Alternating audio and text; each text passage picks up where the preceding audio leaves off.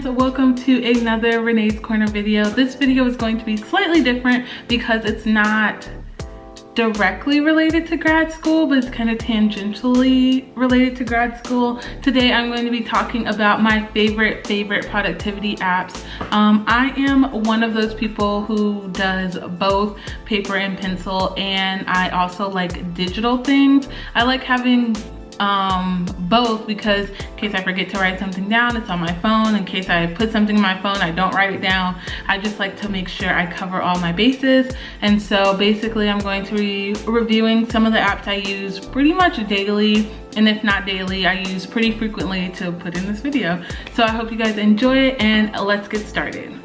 Okay, so the first app is my Apple Calendar / Google Calendar. I have them both integrated together. I use this for literally everything. I put every meeting, all my family things, every task, basically everything that needs to get done goes into my Google Calendar. And so how I like to do it is I just create different calendars where they mean different things, and like each color means a different thing. So I think right now tasks are like orange, and then events are this pink color, and then family things are a blue color. And so I like to use that app because it's very easy for me to just look at, see what I need to do for the day, and then by putting in the tasks that I need to complete that day, it's just like another event of like, okay, I need to sit down and do this, instead of just like looking at it as a to-do list or looking at it as something just written down somewhere that I have to do. It's really good for me to have it actually in my calendar, and it helps me so much to get things done throughout the day.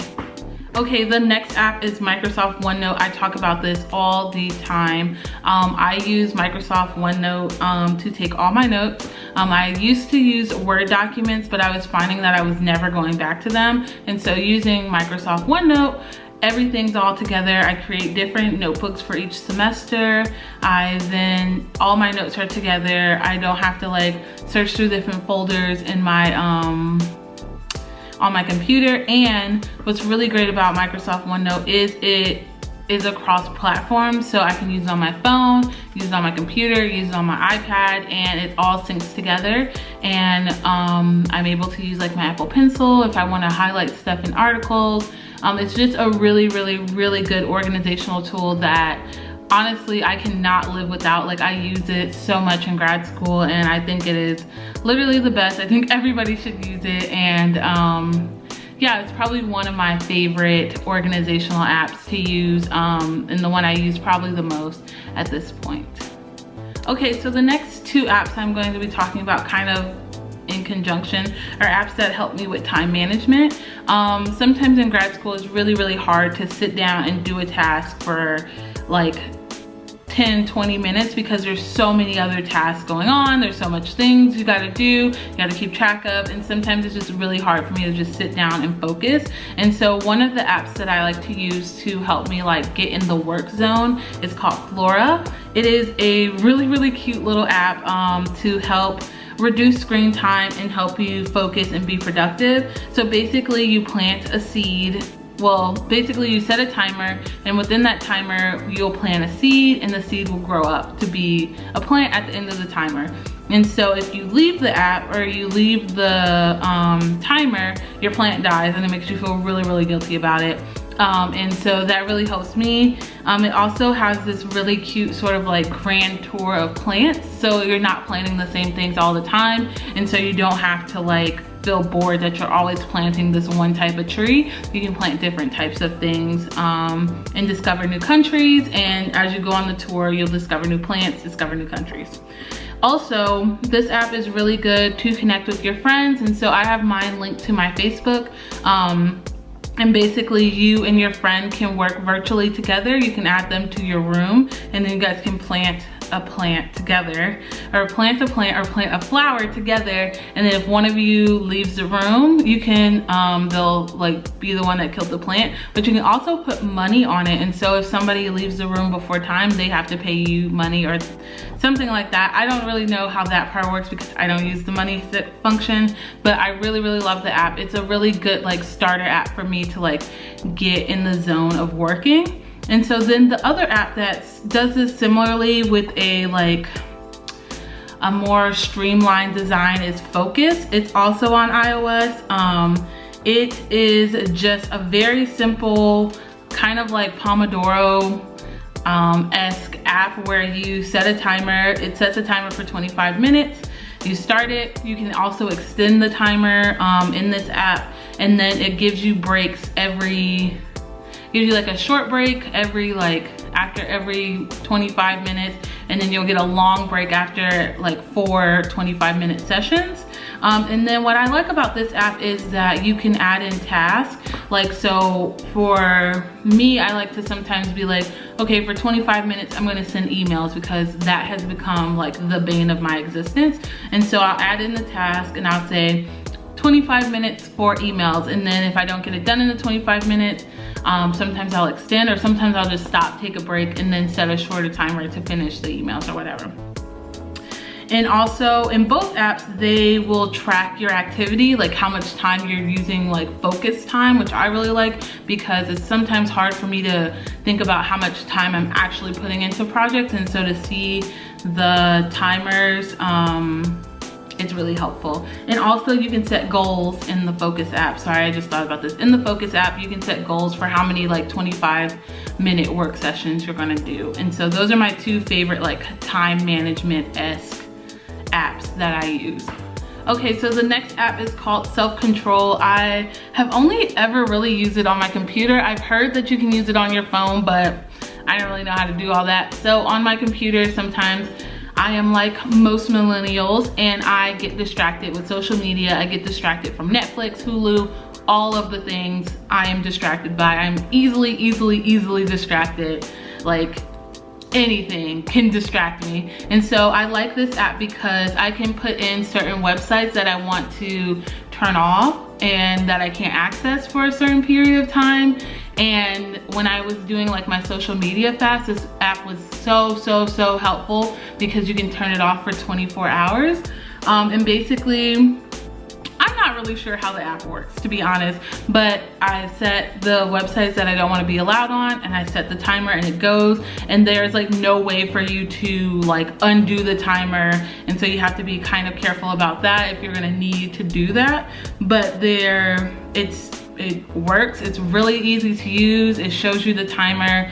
It's probably, I've been using the app or the software, I don't really know. I've been using the computer software for probably about 4 or 5 years now, I think. I don't know. I've been using it a long time, where every time I've just got a new computer like in the last year, and so I made sure to download it on mine. And it's really effective, and if you have a problem with social media or being distracted like I do, I would highly recommend it.